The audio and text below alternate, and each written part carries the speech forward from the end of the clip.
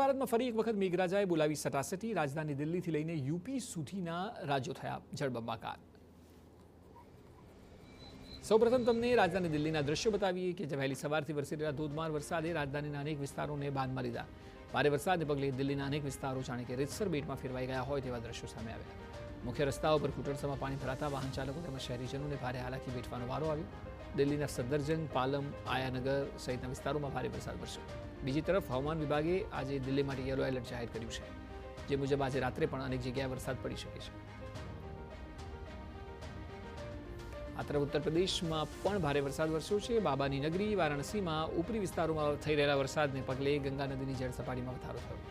નદીનું પાણીનો પ્રવાહ સતત વધતા ઘાટોનો એકબીજા સાથેનો સંપર્ક તૂટી ગયો છે અને જળસપાટી ચેતવણીના સ્તર તરફ આગળ વધી રહી છે. તટવર્તી વિસ્તારો અને નીચાણવાળા ઘાટો પર પાણી ફરી વળતા વિખ્યાત ગંગા આરતીનું સ્થળ પણ બદલવાની ફરજ પડી. આપત્તિ વ્યવસ્થાપન ટીમ અને પોલીસને હાઈ એલર્ટ પર રાખીને કિનારાના લોકોને સાવચેત રહેવાની સલાહ અપાઈ.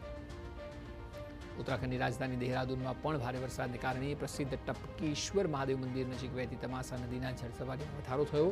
પહાડી વિસ્તારોમાં મુશળધાર વરસાદ પડતા નદી ધસમસતા પ્રવાહ સાથે આગળ વધી અને કંઈક આ પ્રકારના દ્રશ્યો સર્જાયા. સ્થિતિની ગંભીરતાને જોતા લોકોને સતર્ક કરાયા છે.